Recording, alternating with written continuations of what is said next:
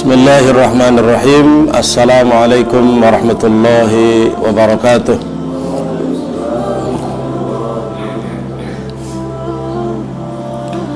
Alhamdulillahi rabbil alamin.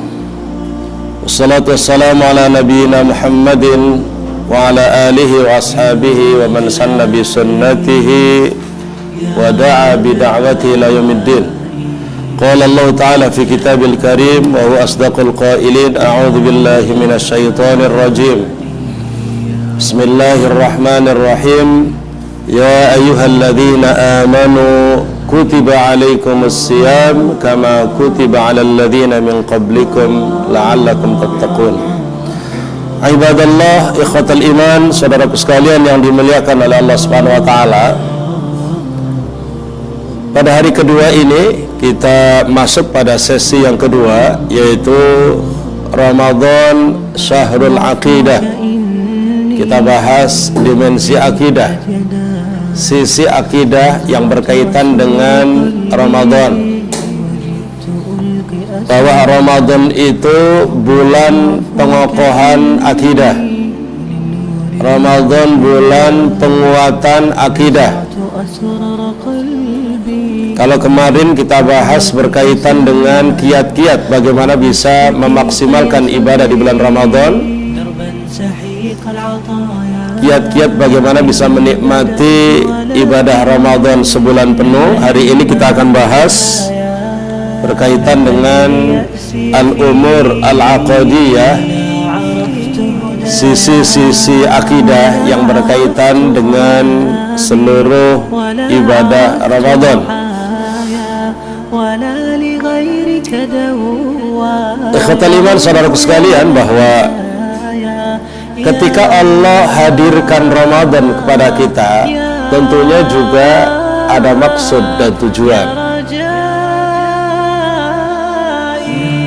Ketika Allah hadirkan Ramadan kepada kita, tentunya juga ada target yang ingin dicapai. Nah, Ramadan dihadirkan oleh Allah kepada kita setelah 11 bulan kita lalui dalam hidup ini. Kemudian Allah hadirkan Ramadan bukan untuk memastikan apakah kita ini sudah kaya atau belum, apakah kita sudah punya posisi jabatan tertinggi atau tidak. Jadi Ramadan dihadirkan oleh Allah kepada kita tidak memastikan tentang status sosial kita, gitu. Jadi apakah si fulan sudah kaya atau belum, sudah punya mobil atau belum, kemudian hartanya sudah berlimpah atau tidak? Enggak. Ramadan dihadirkan bukan untuk memastikan itu semuanya. Karena kekayaan yang dimiliki oleh seseorang tentunya juga tidak dibutuhkan oleh Allah Subhanahu wa taala. Karena Allah tegas mengatakan, ma uridu minhum min rizqin wa ma uridu ayyutaimun. Aku tidak butuh rezeki dari mereka dan aku tidak butuh makanan dari mereka. Jadi makanya kemudian tentang status sosial seseorang, perbedaan status sosial kekayaan itu tidak, Allah tidak melihat itu semuanya. Terus kalau Ramadan dihadirkan oleh Allah setelah 11 bulan, begitu panjangnya kita lalui, kemudian Allah hadirkan Ramadan, kalau bukan untuk melihat dan memastikan itu semua, kemudian Allah hadirkan untuk apa? Gitu. Ikhwatal iman, bahwa Ramadan sengaja dihadirkan oleh Allah kepada kita setelah 11 bulan kita lalui dalam hidup ini, berbagai macam aktivitas kita kerjakan, tujuan dan targetnya adalah ingin memastikan apakah Islam titipan Allah yang sudah Allah titipkan ke dalam jiwa kita itu masih ada atau tidak. Apakah iman titipan Allah yang sudah Allah titipkan dalam jiwa kita itu masih ada atau tidak. Kalau itu masih ada, pertanyaan berikutnya adalah Allah ingin hadirkan Ramadan untuk memastikan apakah iman yang Allah hadirkan kepada kita, yang Allah titipkan di dalam jiwa kita itu masih tumbuh, berkembang, subur atau tidak, gitu. Jadi untuk itu Allah hadirkan Ramadan. Karena kita tahu betul bahwa ketika kita dilahirkan, Allah sudah menentukan tujuan hidup kita. Wa ma khalaqtul jinna wal insa illa liya'budun. Kita juga yakin betul bahwa ketika kita dilahirkan, diciptakan di muka bumi ini, Allah juga sudah menitipkan Islam dalam jiwa kita. Kita tidak pernah memilih agama, tapi Allah sudah dititipkan agama dalam jiwa kita, dan itu sudah kita yakini tumbuh berkembang bersama perkembangan hidup kita. Innallaha astafa lakumuddin fala tamutunna illa wa antum muslimun. Persoalannya adalah ketika aktivitas hidup sehari semalam 24 jam kali 1 bulan, 2 bulan, 3 bulan, 11 bulan, yang kemudian kita sibuk dengan aktivitas hidup kita. Pertanyaannya adalah titipan Allah bernama Islam, bernama iman itu apakah masih ada atau tidak dalam hidup, dalam jiwa kita? Apakah iman itu masih ada dalam diri kita atau tidak? Kalau masih ada, pertanyaannya adalah apakah masih tumbuh, subur, bisa berkembang, merespon kebaikan, melahirkan kebaikan atau tidak? Itu di antara tujuannya. Maka kemudian ikhwatal iman, saudaraku sekalian, Ramadan dengan seluruh rangkaian ibadah yang ada di dalamnya, berbagai macam arahan, anjuran, kebaikan yang ada di dalamnya, semuanya sengaja dihadirkan oleh Allah untuk mengokohkan kembali akidah yang pernah dimiliki oleh seseorang, untuk menguatkan kembali keimanan yang sudah pernah dimiliki oleh seseorang. Bahkan barangkali ada orang yang imannya sudah mulai mati, sudah mulai redup, maka Ramadan dihadirkan oleh Allah untuk membangun kembali, menghidupkan kembali suasana keimanan. Dalam surat Al-A'raf ayat 58 Allah mengatakan, A'udzubillahi minasyaitonir rajim, wal baladut thayyibu yakhruju nabatuhu bi'izni rabbih walladzi khabutha la yakhruju illa nakida. Jadi nasihat-nasihat keagamaan, ayat-ayat Allah, hadis-hadis Rasulullah tersampaikan di masjid-masjid, di musalla-musalla, apakah bisa membantu menyirami hati kita, gitu kan? Karena hati yang keimanannya benar, keimanannya masih subur, ketika disirami dengan nasihat, arahan dan ayat hadis itu akan tumbuh, melahirkan tumbuh-tumbuhan, melahirkan karya dan amal. Tapi kemudian kalau hati itu kemudian sudah mati, membeku, maka nasihat, arahan, pengajian yang tersampaikan di sekitar lingkungan rumah kita itu pun tidak berpengaruh apa-apa. Makanya ikhwatal saudaraku, dan disinilah korelasi hubungan antara akidah, keimanan dengan Ramadan. Sayyid Qutb rahimahullah dalam kitabnya Tafsir fi Dhilalil Quran, beliau menyebutkan bahwa al-iman wal ibadah itu memiliki alaqah talazumiyah, hubungan yang saling mengikat. Beliau menggambarkan kal jasadi war ruh, iman dengan ibadah Ramadan itu bagaikan fisik dan badan dengan ruh. Artinya bahwa badan fisik kita tanpa disertai dan ruh menjadi mayit, bangkai. Ruh tanpa disertai dan fisik juga tidak muncul menjadi seorang manusia. Manusia yang hidup normal itu perpaduan antara fisik dan ruh. Artinya bahwa amal ibadah dan perbuatan kita, rangkaian ibadah yang Allah tawarkan di dalam bulan suci Ramadan ini kalau tanpa disertai dengan akidah juga bagaikan bangkai yang tidak berarti. Jadi kita puasa, kita tarawih, kita berderma, infak, zakat, sedekah, kalau tanpa disertai dengan iman tidak berarti. Karena memang ibarat badan tanpa ruh. Sama kalau orang mengatakan bahwa saya punya akidah yang kuat, punya keimanan yang kokoh, kemudian tidak merespon kebaikan-kebaikan ibadah yang disampaikan oleh Allah dalam bulan suci Ramadan, juga tidak berarti iman itu. Karena al-iman as-sahih, iman yang benar melahirkan amal. Makanya ikhwatal iman, saudaraku sekalian, jadi disinilah bahwa ketika kita bicara Ramadan mesti bicara tentang keimanan, bicara tentang akidah. Kalau kita ingin Ramadan ini bisa membangkitkan ghirah, semangat umat ini, membangkitkan kembali kebersamaan, membangkitkan kembali keimanan umat ini, maka tidak akan bisa lepas dari bagaimana kita bisa memikirkan tentang faktor akidah dan keimanan umat itu sendiri. Karena tadi saling alaqahnya alaqah talazumiyah, jadi saling terikat antara iman dan ibadah itu. Makanya ikhwatal iman saudaraku sekalian, karena memang Ramadan itu selalu berkaitan dengan akidah dan Ramadan itu pasti berkaitan dengan keimanan, maka ketika Allah perintahkan kita untuk melaksanakan ibadah puasa, maka Allah mulai dengan panggilan yang begitu indah, An-Nida Al-Habib, kata Said Qutb. Allah memulai, ketika Allah mau memerintahkan kita puasa, gitu kan, Allah mulai dengan An-Nida Al-Habib, dengan panggilan yang begitu indah dan menyenangkan. Panggilan itu adalah sentuhan keimanan. Apa kata Allah? Ya ayyuhalladzina amanu kutiba alaikumusiyam.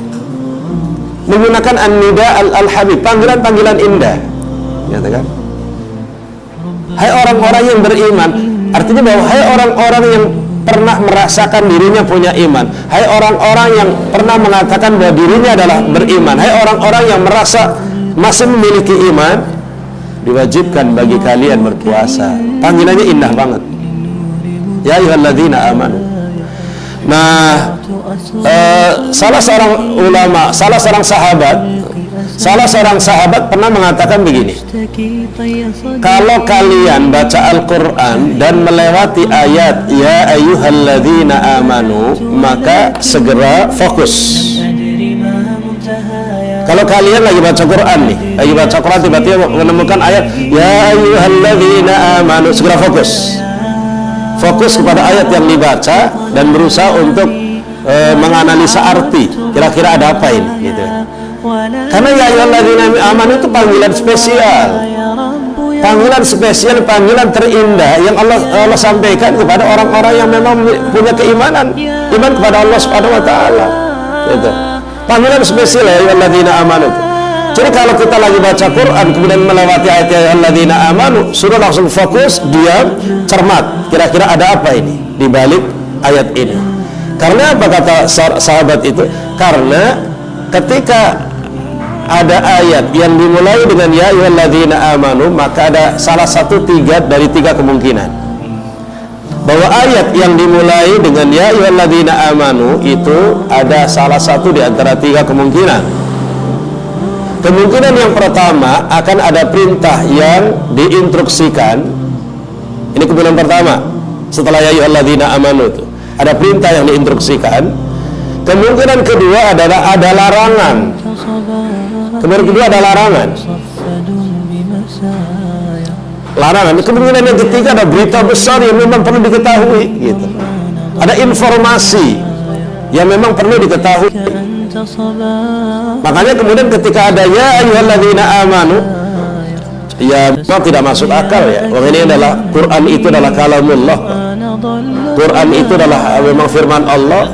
Kemudian sedang kita baca firman Allah. Ya, kemudian firman Allah dalam Al-Quran semua adalah ditujukan kepada orang-orang beriman. Kalau saya sebagai seorang mukmin dan saya sedang baca Quran, gitu kan, kemudian saya menemukan ya ayyuhalladzina amanu, berarti kan ayat itu sudah ditujukan kepada saya. Makanya kemudian kalau kita sedang membaca Al-Quran dan membaca ayat ya ayyuhalladzina amanu, suruh fokus. Karena kemudian ada salah satu di antara tiga hal. Yang pertama adalah kemungkinannya karena ada perintah yang akan diinstruksikan. Mesti itu, sobat, silakan cek aja. Ada tiga kemungkinan. Kemungkinan pertama ada perintah, kemudian kedua ada larangan, kemudian kita ada informasi, berita penting yang disampaikan. Contoh dalam surat Al-Anfal, ya ayyuhalladzina amanu atii'ullaha wa rasulahu wa la tawallaw anhu wa antum tasma'un. Hai orang-orang beriman, atii'ullaha wa rasulahu. Ini ada perintah. Ada perintah di balik ya ayyuhalladzina amanu. Contoh lagi, ya ayyuhalladzina amanu la takhunullaha war rasul wa takhunu amanatikum wa antum ta'lamun. Ada larangan. Orang-orang beriman, janganlah kalian mengkhianati Allah dan Rasulnya. Ada larangan.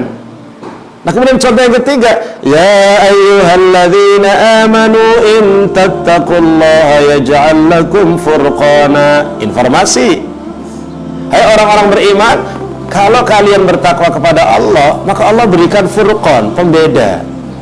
Ya kan? Wa yukaffir anhum sayyi'atihim. Jadi wa yukaffir ankum sayyi'atikum wa yaghfir lakum. Tidak ada informasi.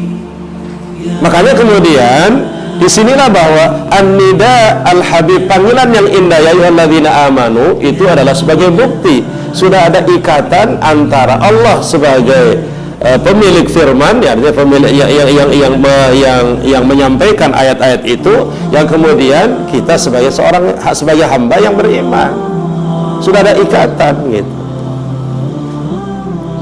Makanya ini kalimat awal atau sebagai kata pengantar yang sangat fundamental, bahwa iman itu mengawal seluruh amal perbuatan dan ibadah yang ada di bulan suci Ramadan ini. Karena memang ayat puasanya adalah tentang Ramadan itu dimulai 183, dan langsung mulainya adalah ya ayyuhalladzina amanu. Ya itu. Jadi bahwa tidak bisa dipisahkan. Bahkan kita harus bisa pastikan bahwa seluruh rangkaian amal ibadah Ramadan dihadirkan untuk mengokohkan keimanan, menyuburkan keimanan, bahkan untuk memastikan sebenarnya, memastikan apakah seseorang itu benar punya iman atau tidak. Saya sering mencontohkan sederhana sebenarnya. Jadi keimanan itu berdampak pada respon.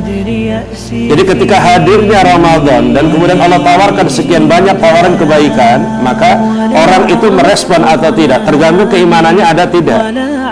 Kalau tahu ada, imannya masih tumbuh sempurna, mereka, atau kemudian cuma sudah hampir mati, itu lihat indikatornya adalah direspon. Ketika kemudian seseorang itu dihadirkan Ramadan dan merespon seluruh tawaran kebaikan secara sempurna, berarti bisa kita pastikan imannya sempurna. Siang harinya puasa, malamnya tarawih, dia kemudian tilawah Al-Quran, malamnya tahajud, kemudian dia juga doa, munajat, istighfar, taubat, dan semua rangkaian ibadah dilakukan, berarti memang ibadahnya sempurna, imannya sempurna. Ada orang mungkin barangkali gitu kan, barangkali ketika Allah hadirkan Ramadan dengan sekian rangkaian ibadah, dia cuma respon satu, puasanya saja, yang lainnya tidak direspon. Ini ada dua kemungkinan. Kemungkinan pertama, memang pemahaman tentang syumuliyah, komprehensif ibadah di bulan Ramadan, barangkali ini nggak nyampe. Yang kemarin saya sampaikan. Jadi ada masyarakat yang menganggap bahwa Ramadan ini sekedar bulan puasa, gitu.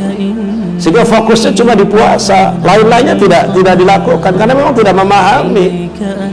Makanya kemarin saya sampaikan bahwa pertama yang harus dilakukan oleh para dai, para ustadz adalah memahamkan kepada umat bahwa Ramadan bukan sekedar bulan puasa, tapi Ramadan adalah bulan ibadah. Tapi kemungkinan kedua, ketika ada orang kemudian cuma merespon puasanya saja sementara tarawih tidak lain tidak, kalau dia sudah memahami bahwa Ramadan bulan ibadah dan kemudian yang direspon cuma satu, itu bisa jadi memang faktor keimanan yang belum utuh. Apalagi mohon maaf, kalau kemudian puasa pun juga dilakukan cuma 1, 2, 3 hari, banyak bolongnya. Tarawih pun dilakukan cuma 1, 2, 3 malam, banyak bolongnya. Berarti ibarat keimanan itu ibarat lampu yang kadang-kadang hidup, kadang-kadang mati. Ketika imannya hidup, dia respon. Ketika imannya mati, dia tinggalkan, tidak lagi merespon kebaikan itu. Oleh karena itu, ikhwatal iman, saudaraku sekalian, dalam waktu yang singkat saya berusaha untuk meneliti dan menganalisa faktor-faktor keimanan yang ada di bulan suci Ramadan ini. Kalau tadi saya sampaikan bahwa seluruh rangkaian ibadah di bulan Ramadan untuk memastikan keimanan seseorang ada atau tidak, seluruh rangkaian ibadah di bulan Ramadan untuk memastikan apakah iman seseorang masih tumbuh, subur, berkembang atau tidak. Nah ini makanya kemudian saya berusaha menganalisa dan meneliti faktor-faktor keimanan yang ada dalam ibadah Ramadan. Yang pertama, bahwa at-taklifu mabniyun 'alal iman. Kenapa Allah mulai ketika mau memerintahkan puasa dengan memulai ya ayyuhalladzina amanu? Karena dalam ilmu usul fikih dikatakan at-taklif mabniyun 'alal iman, bahwa perintah-perintah syariat itu landasannya adalah iman. Allah tidak akan mentaklif seseorang, Allah tidak akan memerintahkan seseorang dengan berbagai macam perintah kecuali kalau orang itu punya iman. Makanya pertama dipastikan ada iman apa tidak gitu kan. Karena memang tadi la yukallaf al-kafir. Orang kafir tidak ditaklif. Makanya orang kafir boleh tidak puasa, orang kafir boleh tidak sholat, orang kafir tidak boleh tidak melakukan apa-apa perintah-perintah syariat Allah, karena memang at-taklifu mabniun 'alal iman. Makanya wajar kalau kemudian di ayat puasa di yang pertama itu adalah Allah ketika memerintahkan orang mau puasa itu dimulai dengan ya ayyuhalladzina amanu lebih dahulu. Ini yang pertama, analisa pertama. Ini dari tinjauan ilmu ushul fikih. Tinjauan ilmu ushul fikih bahwa at-taklifu mabniun 'alal iman. La yukallaf al-kafir. Makanya ketika Allah mau memerintahkan puasa, bahasa redaksi Qur'annya bukan ya ayyuhan nas. Jadi ketika Allah perintahkan puasa itu redaksi Quran tidak menggunakan ya ayyuhan nas, tapi redaksinya adalah pakai ya ayyuhalladzina amanu. Kenapa? Tadi bahwa tidak akan mungkin orang-orang yang tidak punya iman kemudian menerima taklif perintah dari Allah Subhanahu wa taala. Ini yang pertama. Yang kedua, jadi unsur kedua, unsur keimanan, unsur akidah yang kedua di dalam ibadah Ramadan adalah bahwa tadi tentang al-iman as-sahih yuthmiru al-amal. Al-iman as-sahih yuthmiru al-amal. Bahwa keimanan kalau benar, kalau imannya masih benar, imannya masih hidup, maka pasti akan merespon amal, akan melahirkan amal. Yuthmiru al-amal. Makanya kemudian tadi saya katakan di awal dalam pengantar kajian pada pagi hari ini bahwa Ramadan sengaja dihadirkan untuk memastikan imannya ada atau tidak. Kalau toh ada, itu imannya benar atau tidak gitu. Imannya masih hidup atau tidak gitu. Karena memang di sini ketika iman itu benar, iman itu hidup, pasti akan merespon amal gitu. Jadi al-iman as-sahih yuthmiru al-amal. Ada 10 poin yang saya temukan di ayat-ayat atau di ibadah Ramadan yang berkaitan dengan dimensi akidah. Dan memang temanya hari ini adalah tentang Ramadan, bulan akidah.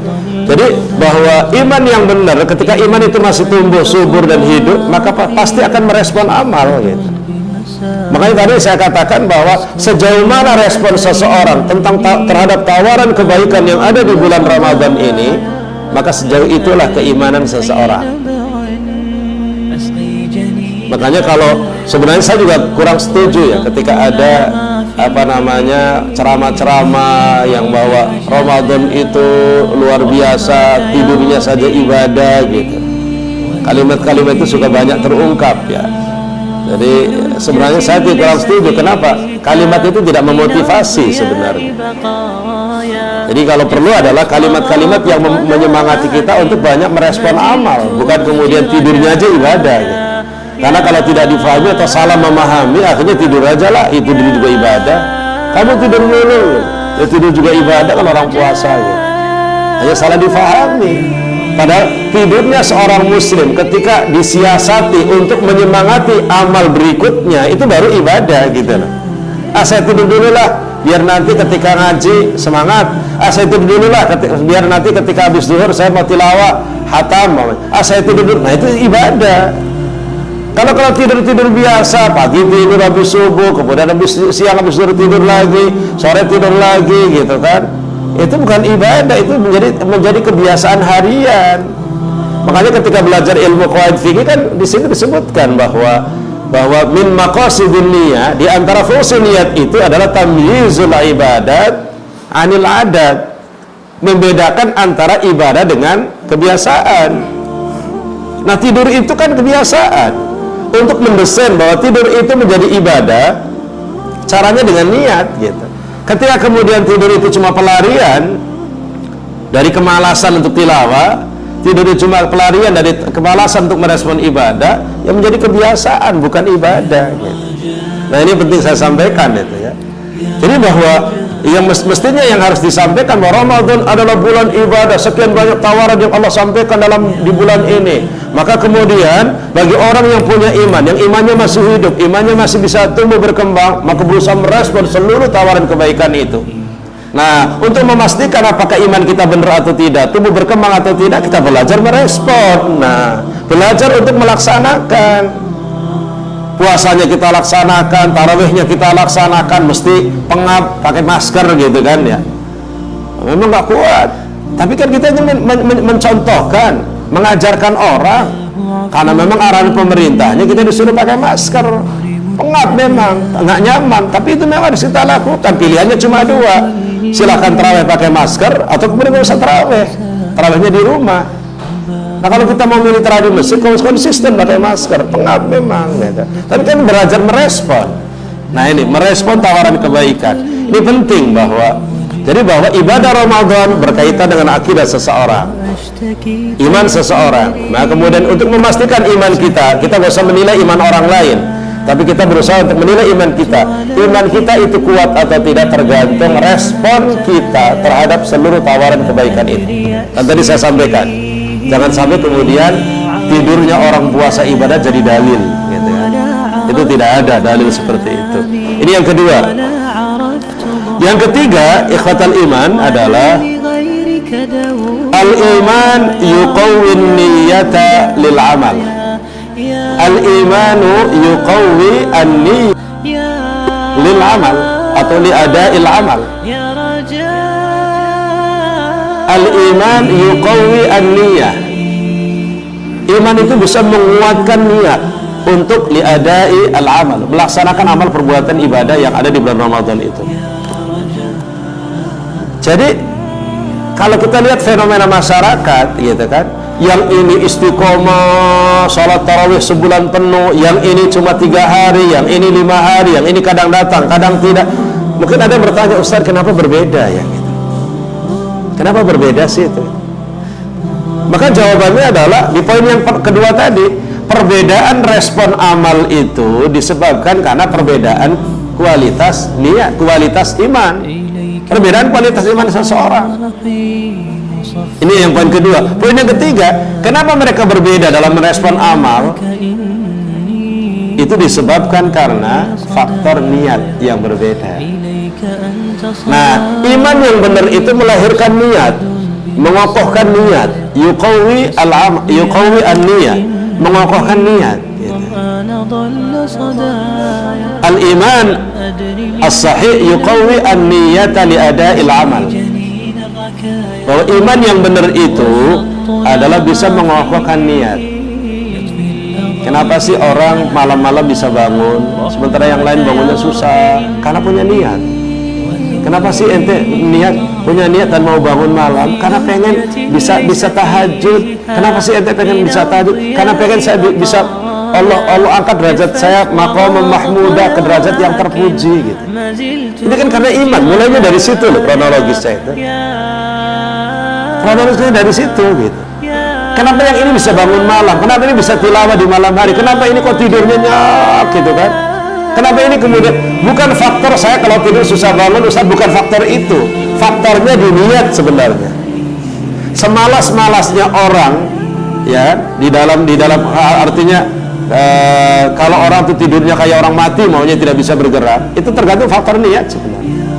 Coba ketika antum punya niat mau pulang atau antum mau niat ada janjian pada seseorang dan janji itu penting, tidur itu sedikit-dikit bangun, tidur dikit-dikit bangun, lihat jam, dikit-dikit bangun. Kenapa? Punya niat ingin melakukan sesuatu gitu. Kenapa kemudian antum hari ini saat ini kemudian tidurnya nyenyak banget gitu sampai di bel sahur nggak bangun, kemudian di bel ini ngaji nggak bangun, karena memang tidak punya niat untuk bangun gitu loh. Di sini adalah faktornya di keimanan. Makanya kemudian di sini penting untuk saya sampaikan bahwa seluruh rangkaian ibadah Ramadan itu bisa dilaksanakan utuh full 1 bulan dan dilaksanakan secara maksimal ketika seseorang itu punya niat, dan niat itu lahir dari keimanan. Niat beribadah itu lahir dari keimanan. Orang kafir nggak mungkin punya niat untuk beramal. karena memang tidak punya keimanan terhadap pahala dan sorga. Nah, kita punya itu, ini penting tuh difahami. Jadi kalau mau, kenapa orang berbeda-beda? Pertama, ya faktor imannya berbeda-beda. Yang kedua, dia sama-sama santri, dia sama-sama ustadz, dia sama-sama kemudian orang-orang soleh. Kenapa berbeda-beda? Ini tahajudnya rajin, ini kemudian malas ini. Ya karena niatnya yang berbeda. Faktornya niat, dan niat itu berawal dari kekuatan imannya yang berbeda. Maka ini jangan sampai ya, jangan sampai kemudian menimpa diri kita semuanya ya. Dan kemarin saya sampaikan tentang faktor niat itu. Kan kemarin juga ada pembahasan kemarin tentang kiat-kiat supaya kita bisa menikmati Ramadan, kiat-kiat untuk kita bisa mengoptimalkan ibadah Ramadan. Di kajian kemarin diantaranya adalah ada niat. Dan kemarin saya sampaikan hadisnya Imam Ahmad rahimahullah yang mengatakan bahwa Rasul mengatakan, man kana hammuhul akhirah, barang siapa yang niat dan orientasinya adalah akhirat, jama'allahu syamlahu, Allah kumpulkan seluruh kekuatannya.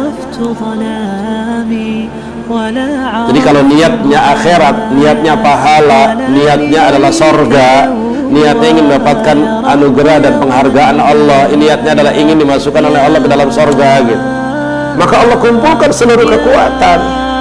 Jadi selalu bisa berbuat gitu. Sesibuk apapun dia bisa berbuat kebaikan itu. Ini kemarin saya sampaikan itu. Bahkan kemudian lanjutan potongan hadisnya itu adalah ada tambahan, wa man kana hammuhud dunya, barang siapa niat orientasinya dunia, hidup cuma materi yang dia pikirkan, maka farraqallahu alaihi dayat, Allah cerai beraikan kekuatannya. Sehingga dia mau ibadah malas, mau bangun malam pusing, bahkan cuma tahajud dua rakaat malam hari, tidurnya pagi sampai seharian gitu kan. Ini karena apa? Karena tadi, jadi kondisinya itu mudah lemah, mudah sakit gitu, mudah pusing. Karena memang niatnya nggak kuat, dan niat nggak kuat karena imannya nggak kuat ya. Ini poin ketiga. Al-iman yuqawwin niyyata lil amal ya. Kemudian yang keempat adalah al-imanus sahih yunbitu al-thiqata lil amir. Al-iman as-sahih, iman yang benar, yunbitu menumbuhkan al-thiqata, kethiqahan lil amir, kepada yang memerintahkan, yaitu Allah dan Rasulnya. Al-iman as-sahih yunbitu itu menumbuhkan. Iman yang benar menumbuhkan kefiqahan, yunbitu as-siqata lil amir, kepada yang memerintahkan, para Allah dan Rasulnya. Nah, ini juga menentukan ikhwatul iman saudaraku sekalian. Apakah kita kemudian maksimal dalam merespon seluruh kebaikan yang ada di bulan Ramadan atau tidak, tergantung kita iman enggak sih, thiqah enggak kepada Allah dan Rasulnya. Kita percaya nggak sih pada Allah, percaya nggak sih pada Rasul gitu. Kalau kita percaya kepada Allah dan Rasulnya gitu kan, maka kita kemudian merespon seluruh perintah-perintah yang disampaikan, merespon seluruh tawaran-tawaran kebaikan yang disampaikan di bulan Ramadan itu. Al-iman as-sahih yunbitu al-thiqata lil amir, menumbuhkan kethiqahan kepada yang memerintahkan. Makanya kemudian, dan kita tahu betul dari surat Al-Anfal ayat 24, surat Al-Anfal ayat 24, Allah mengatakan, ya ayyuhalladzina amanu stajibu lillahi walir rasul idza da'akum lima yuhyikum. Jadi di surat Al-Anfal ayat 24 Allah mengatakan, ya ayyuhalladzina amanu, hai orang-orang beriman, istajibu, penuhi, laksanakan. Istajibu, ya ayyuhalladzina amanu istajibu lillahi walir rasul, ya kan? Di ayat surat Al-Anfal 24 itu. Orang-orang beriman, istajibu, respon, istijabah itu respon. Responlah kalian terhadap ajakan perintah Allah dan Rasulnya. Idza da'akum, apabila Allah Rasulnya mengajak kalian, lima yuhyikum, yang bisa menghidupkan kalian. Artinya bahwa seluruh amal kebaikan itu menghidupkan suasana jiwa kita. Maka setiap perintah Allah, perintah Rasul, tawaran Allah, ajakan Rasul, itu selalu kita respon. Dan itu kita tidak pernah mikir-mikir ketika merespon tawaran-tawaran kebaikan itu. Contoh mamanya, dan kita orang yang iman kuat, kethikohannya kuat pada Allah, pada Rasulnya. Orang yang thikohnya kuat, maka dia tidak banyak mikir-mikir ketika melakukan amal soleh gitu loh. Nggak pakai mikir-mikir. Jadi dan nggak pakai banyak debat nanyain kenapa sih begini sih, kenapa sih Allah merintahkan kita puasa sih capek-capek. Oh, apa sih hikmahnya puasa itu? Kadang-kadang sampai begitu. Kalau orang thikoh ya udah puasa aja. Kenapa sih taraweh? Kenapa sih kemudian begini? Kenapa sih begini? Enggak. Nah ini mohon maaf. Jadi jangan sampai kita berpikir liberal. Berpikir liberal itu banyak nanya, banyak debat, sementara responnya kecil gitu. Maka orang yang thikoh pada Allah dan Rasulnya respon apapun yang diperintahkan. Makanya ketika Rasul mengatakan sumu tasihhu, puasalah kalian maka kalian akan sehat gitu. Ini kan benar-benar menyata. Di bulan Ramadan ini, Ustaz saya punya penyakit mah Ustaz, pokoknya kalau pagi jam 7, jam 9 belum makan itu saya udah sakit, perutnya udah melilit, bahkan kata dokter mah saya udah kronis gitu kan. Sampai ada begitu. Nah ketika Ramadan tiba dan memang kemudian dia bukan lagi makannya itu bukan lagi sampai jam 9, tapi sampai maghrib loh nggak makan nggak minum. Pertanyaannya apa kemudian mati dengan mahnya itu? Enggak kan? Kan bisa jadi penyakit mahnya itu malah sembuh gitu. Terbiasa puasa 1 bulan itu. Gitu kan? Ini kenapa kemudian bagi orang yang imannya kuat terhadap Allah dan Rasulnya, ketika ada perintah puasa, nggak mikir penyakit mah yang dia miliki, langsung puasa saja, ternyata jalan. Tapi bagi orang yang kemudian kethikohannya kepada Allah Rasulnya itu lemah, karena imannya lemah kepada Allah dan Rasulnya, maka dia mikir gitu kan, mikir. Masa kalau puasa nanti saya sakit, kalau puasa nanti saya begini, itu kan jadi nggak thikoh kan. Pada Rasul sumu tasihhu, puasalah kalian akan sehat. Nah termasuk juga masalah infak, zakat, sedekah. Infak zakat sedekah ini bagi orang yang thikoh banget sama Allah dan Rasulnya, dan Rasul sudah berjanji bahwa harta yang diinfakkan akan diberi gantinya yang lebih baik oleh Allah. Itu tidak mikir-mikir. Makanya ada orang yang sudah sampai kepada derajat ini, kalau infak nggak pakai mikir, karena dia sudah yakin betul bahwa sirkulasi keuangan itu sehat ketika ada keluar ada masuk gitu. Kayak udaranya sehat ketika memang ada udara keluar ada udara masuk, sirkulasinya hidup. Harta juga masuk kategori sehat ketika memang ada infak, ada masuk kan ya. Ada yang sudah sampai tingkatan itu gitu. Tapi ada yang kalau mau infak mikir, saya kalau infak uangnya habis, kalau infak mau mikir gitu kan. Makanya kemarin saya contohkan anak SMP saja itu rela tidak jajan untuk masukin kotak infak di hari Jumat itu. Nah, makanya kemudian ini kan berarti keimanannya yang tinggi. Nah kita kadang-kadang lebih milih mak jajan daripada kemudian harus infak. Ini masih jauh nih keimanannya yang gini-gini. Nah ini ya. Jadi yang keempat, al-iman as-sahih yunbitu thiqa lil amir. Kemudian yang kelima, al-iman as-sahih yudimu al-amal. Yudimu itu dawam, melanggengkan. Al-iman as-sahih yudimu al-amal. Iman yang benar itu bisa melanggengkan amal, istiqomah. Kalau imannya benar, imannya hidup, itu respon terhadap amalnya dilakukan dan terus langgeng, terus merespon amal, terus istiqomah gitu. Imannya berarti sempurna, imannya benar ini, imannya sahih. Yudimu al-amal, gitu kan? Jadi kalimat dawam itu melanggengkan. Jadi benar-benar bahwa perintah-perintah yang Allah perintahkan itu direspon terus, gitu, nggak pernah bosan. Karena imannya terus hidup berkembang. Ada perintah lagi respon, perintah lagi direspon, perintah lagi respon, imannya benar. Gitu. Nah, makanya kemudian orang yang imannya utuh, benar, dan masih subur, maka puasanya full 1 bulan, apapun kondisi yang dihadapi. Iman kalau benar, tarawihnya full, apapun kondisi yang dihadapi, gitu ya. Karena memang tadi itu adalah merespon perintah, merespon tawaran kebaikan. Makanya kalau kemudian ada yang terawihnya cuma beberapa malam, puasanya beberapa hari, itu berarti memang tandanya imannya perlu dihidupkan kembali.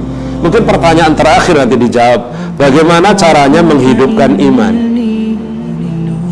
Ini baru pembahasan terakhir, Bang. Bagaimana caranya kita bisa menghidupkan iman yang sudah mulai agak mati, sudah mulai redup? Bagaimana cara kita hidupkan? Gitu kan? Nah, yang keenam, ya, poin yang keenam, al-iman yaghrisu an-ni'mah, gharasa yaghrisu, menanamkan kenikmatan.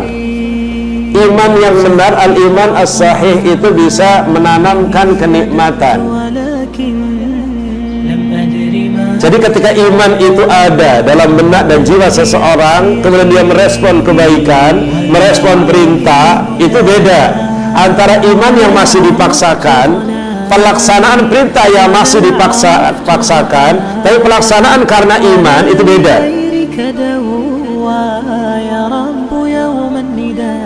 Bedanya di mana? Di faktor kenikmatan. Mungkin barangkali kelasnya kita ini masih merasa dipaksakan. Al-iman as-sahih yaghrisu an-ni'mata. Awas jangan salah baca ya, ni'mah dengan niqmah. Kalau pakai qaf itu niqmah, itu azab. Pakai ni'mah pakai ain. Ini jadi masalah ketika nulis Indonesia. Nikmah pakai k atau pakai tanda apa namanya, koma di atas. Kalau kayak di sholawat badar yang dibaca oleh sebagian masyarakat, itu diantaranya kan, ilahi sallimil ummah minal afati wan niqmah. Nah, jangan salah baca. Saya sering wanti-wanti loh, Masya Allah, ini banyak sekali kadang-kadang apa namanya, hal-hal yang biasa dilakukan di masyarakat, kadang-kadang hanya faktor mendengar, sehingga kalimat yang bisa dibaca itu kadang-kadang nggak cocok, nggak pas. Maka saya kalau baca doa, ada yang baca doa, saya angkat tangan amin, itu saya suka milah-milih, saya dengerin bacaannya bener apa salah, kalau salah enggak. Nah, ilahi sallimin ummah, ilahi wa ya Allah, sallimin ummah, selamatkan umat ini minal afati, dari berbagai macam musibah, bencana, afat itu. Wan niqmah, niqmah itu juga sama, musibah, bencana, azab, niqmah. Kalau antum bacanya wan ni'mah, ilahi ya Allah, selamatkan umat ini dari nikmat. Berbahaya kan? Suruh selamatkan dari nikmat. Sama ketika yang sebagian masyarakat di masjid-masjid, ketika dan baca muraqi ketika mau Jumatan itu juga tidak memastikan itu. Kalau udah saya sering ingatkan, idza sa'idal khatib 'ala al-mimbar gitu kan, kemudian Allahumma qawwil Islam binal muslimina wal muslimat wal mu'minina wal mu'minat wa sayyirhum 'ala wasawansurhum. Padahal nggak bener di sini, ini nggak bener loh. Wah, itu bahaya artinya loh itu. Kalau wasayyirhum 'ala mu'anidin, apa artinya coba? Kalau wasayyirhum 'ala mu'anidin, apa artinya? Mestinya yang benar adalah wansurhum, dan tolong kan, ya Allah kuatkanlah umat Islam gitu kan, wansurhum, dan berikan pertolongan kepada mereka, ala mu'anidid din, mu'anid dalnya dua, mu'anid itu orang yang mengingkari ad-din, agama. Ini yang benar, wansurhum ala mu'anidid din. Nah, banyak yang asal-asal baca, maka saya katanya lagi baca Allahumma qawwil Islamnya, saya amin, saya diem aja itu. Karena salah bacaannya. Nah, itu diantaranya. Maka perlu belajar lagi, dan jangan kemudian hanya modal mendengar. Jadi sekali lagi saya katakan bahwa iman yang benar itu bisa menumbuhkan, menanamkan rasa kenikmatan. Ketika orang itu tahu betul ini adalah Ramadan, adalah bulan istimewa, Allah hadirkan banyak kebaikan, diberi pahala yang berlimpah, pahala berlimpah, Allah hadirkan sorga dengan pintunya namanya Rayyan, dibayangkan kenikmatan sorganya, kan gitu kan. Maka ada satu kenikmatan ketika kita lakukan itu, bukan karena paksaan. Nah, beda ketika kita tarawih karena terpaksa, puasa karena terpaksa, dengan puasa karena kenikmatan, itu beda. Nah, itu bagaimana kita naik tingkat dari asalnya merasa dipaksa, kemudian menjadi kebiasaan. Dari kebiasaan menjadi kenikmatan, menjadi kebutuhan. Itu proses pembiasaan. Makanya kemudian Rasul mengatakan dalam sebuah hadisnya, lis-shaimi farhatan. Orang berpuasa punya dua kegembiraan. Kegembiraan pertama adalah ketika berbuka, dan kedua adalah ketika bertemu dengan Allah, Rabbnya nanti di surga. Coba bayangkan. Jadi kalimat ini yang membuat kita menikmati. Orang berpuasa itu bahagia dan gembira. Kapan gembiranya? Ketika berbuka dan ketika bertemu dengan Allah. Maka termotivasi untuk terus berpuasa. Makanya para ulama salafus saleh, ulama-ulama terdahulu merasa sedih ketika Ramadan akan meninggalkan kita. Kalau kita kelasnya kita-kitaan ketika Ramadan mau pergi itu seneng banget, karena dihitung terus Ramadannya. Udah berapa hari Ramadannya? Puasa udah berapa hari? Udah 15 kurang berapa? 15. Ya masih lama. Udah berapa hari? 20 kurang berapa? 10. Ya masih lama. Wah, 3 hari lagi, hore gitu. Karena anak-anak kecil, karena terpaksa masih. Tapi orang-orang yang merasa menikmati dan merasa menikmati ibadah Ramadan, maka ketika Ramadan mau lewat ada kesedihan karena kebaikan-kebaikan yang Allah tawarkan akan hilang kesempatan untuk melakukannya. Itu ya. Jadi iman yang benar itu bisa menanamkan kenikmatan. Kemudian berikutnya adalah al-iman as-sahih yuqawwi as-silata billah. Al-iman as-sahih yuqawwi itu menguatkan as-silata, hubungan billahi dengan Allah. Al-iman as-sahih yuqawwi as-silata billah. Iman yang kuat itu menguatkan, iman yang benar yuqawwi menguatkan as-silata, silah, hubungan billahi dengan Allah. Iman yang benar menguatkan hubungan kita dengan Allah Subhanahu wa taala. Kita semakin dekat dengan Allah, semakin banyak kemudian berhubungan dengan Allah. Salat qabliyah subuh karena Allah kita lakukan, salat subuh berjamaah karena Allah kita lakukan, zikir pagi karena Allah kita lakukan, dan banyak doa munajat mohon pada Allah. Kemudian kita salat duha, kemudian kita puasa, kemudian kita zuhur, qabliyah zuhur, ba'diyah zuhur. Banyak berinteraksi dengan Allah, menguatkan hubungan kita dengan Allah. Yang paling penting, ikhwatal iman, yang paling penting adalah iman yang benar itu tadi poin ke-7. Iman yang benar menguatkan hubungan kita dengan Allah dengan cara banyak membaca ayat-ayatnya. Kekuatan hubungan kita dengan Allah itu dengan tilawah diantaranya adalah lebih kuat lagi. Tilawatul Quran itu. Jadi kalau salafus saleh ada yang menghatamkan sampai ada 4 hari, 3 hari, satu kali hatam, nah kita kadang-kadang cuma 1 bulan Ramadan sekali hatam, gitu kan? Nah, jadi cuma 24 jam kita baca 1 hari 1 juz. 1 juz paling berapa menit kan ya? 1,5 jam. 24 jam kita lewati 1 hari semalam, cuma setengah jam kita pakai untuk menguatkan hubungan kita dengan Allah melalui tilawah ayat-ayatnya. Masih kurang. Ya. Jadi ini Ramadan itu benar-benar menguatkan hubungan kita dengan Allah, dan itu faktornya adalah keimanan. Makanya tadarus tilawah, jadi ada obrolan santai gitu di kalangan orang-orang tua yang muda, orang tua yang masih muda, yang baru keluarga-keluarga muda. Mereka mengatakan dulu waktu muda kita rajin tadarus. Waktu muda kalau Ramadan itu berlomba cepet-cepetan hataman. Sekarang kita punya istri, punya anak-anak, sudah terbebani dengan pekerjaan, terbebani untuk nyari nafkah, akhirnya kemudian tadarus tidak punya waktu. Nah, ini ada obrolan seperti itu. Maka kemudian apakah tadarus tilawah itu hanya untuk orang-orang yang belum menikah gitu kan? Yang belum disibukkan dengan aktivitas dunia? Kalau seperti itu ya salah. Jadi yang benar bahwa tilawah Al-Quran, tadarus istilah di masyarakat, tadarus Al-Quran itu adalah cara untuk bisa menguatkan hubungan kita dengan Allah Subhanahu wa ta'ala. Cara bagaimana kita bisa menguatkan hubungan kita dengan Allah. Makanya bisa dihidupkan, memang harus dihidupkan.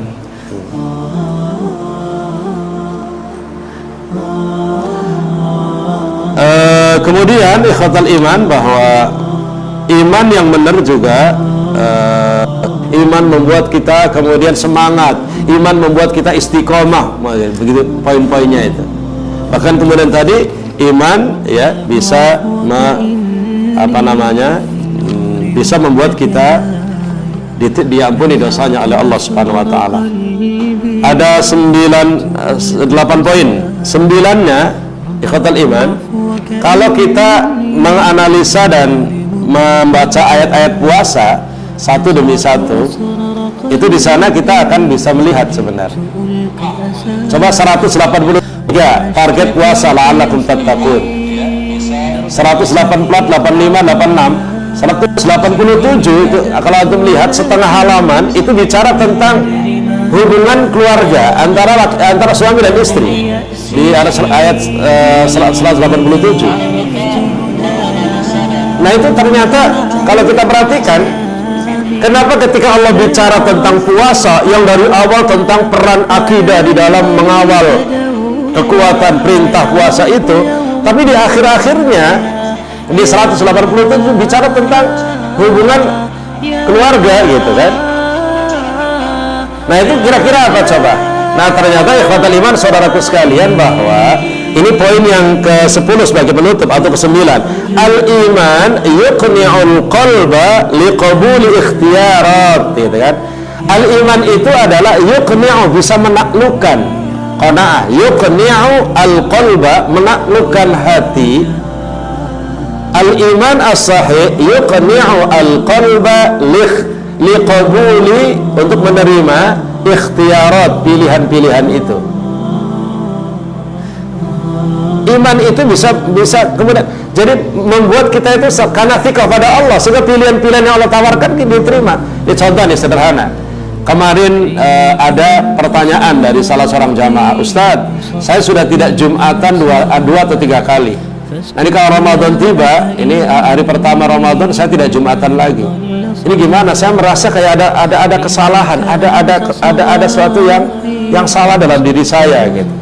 Ya saya jawab, dia bilang, ketika kemudian kita iman kepada Allah, imannya benar, keimanan yang benar melahirkan thiqah, kepercayaan, kethiqahan kepada Allah dan Rasulnya. Kalau kita sudah thiqah pada Allah dan Rasulnya, kemudian Allah dan Rasulnya memberikan tawaran-tawaran pilihan. Nah, tawaran pilihan itu ketika kita ambil, itu membuat kita nyaman. Artinya bahwa ini bagian dari keimanan. Mohon maaf loh, jangan sampai antum terperdaya ketika ada orang menolak, memberontak, bahwa saya harus Jumatan, saya harus begini, dalam kondisi yang wabah corona begitu merajalela, seakan-akan ini saya siap mati, seakan-akan imannya kuat banget gitu kan. Bukan seperti itu, bahwa Allah memberikan ikhtiarat, pilihan-pilihan. Karena prinsipnya di dalam ayat puasa, yuridullahu bikumul yusra wa la yuridu bikumul usra gitu kan.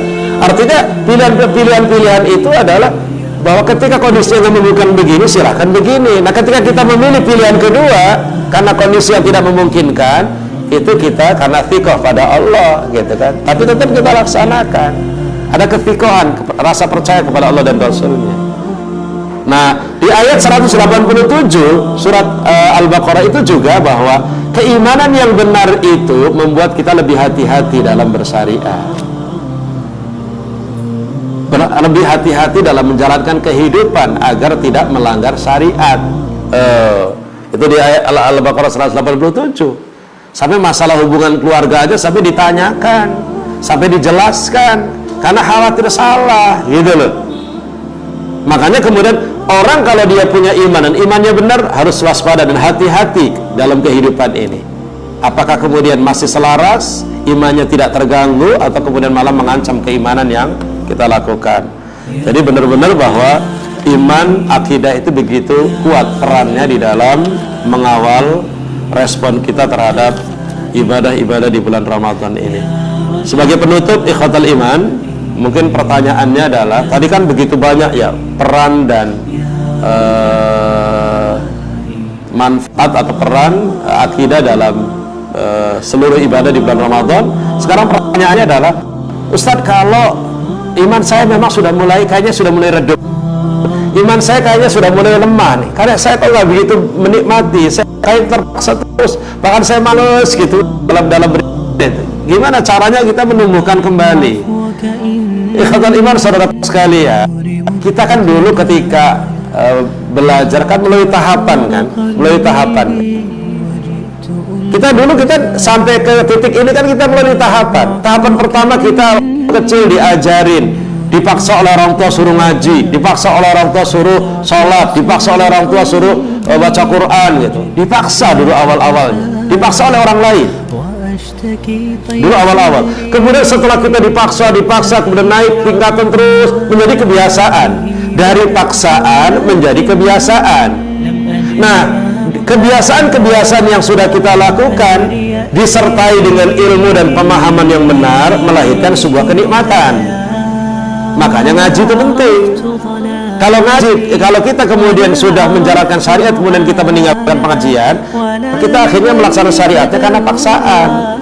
Kemudian kadang-kadang juga hanya faktor kebiasaan, tapi hikmah dan kenikmatan tidak bisa kita rasakan.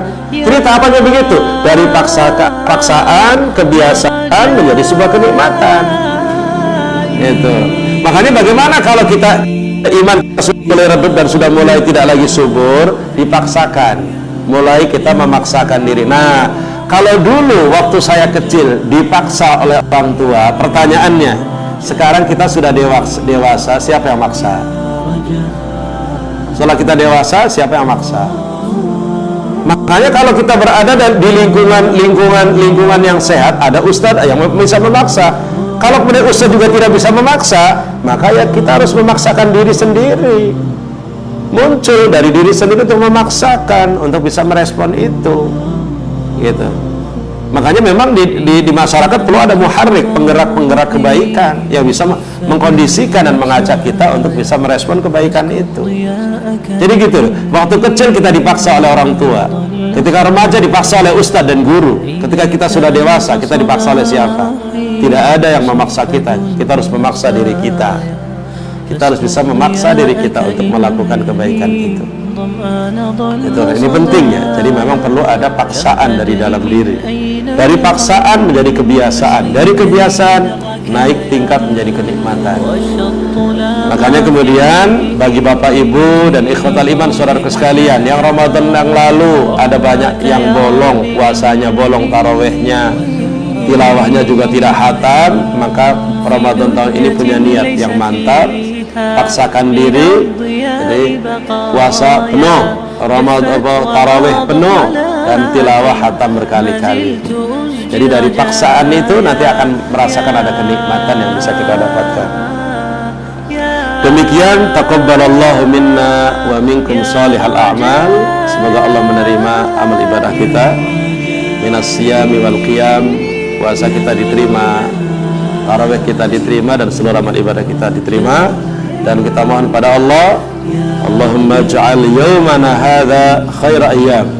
Kita minta hari ini menjadi hari terbaik kita, dan kita bisa merespon seluruh kebaikan yang Allah perintahkan kepada kita.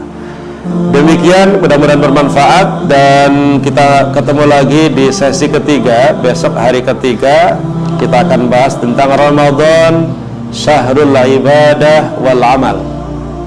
Jadi kalau hari ini Ramadan syahrul aqidah, bulan aqidah, besok Ramadan syahrul ibadah wal amal. Lusanya 2 hari lagi Ramadan syahrul adab wal akhlaq. Jadi nanti kita akan berseri, dan ini mudah-mudahan bekalan-bekalan ini bermanfaat untuk kehidupan kita. Demikian, jazakumullah khairan, dan kita tutup dengan doa kafaratul majlis.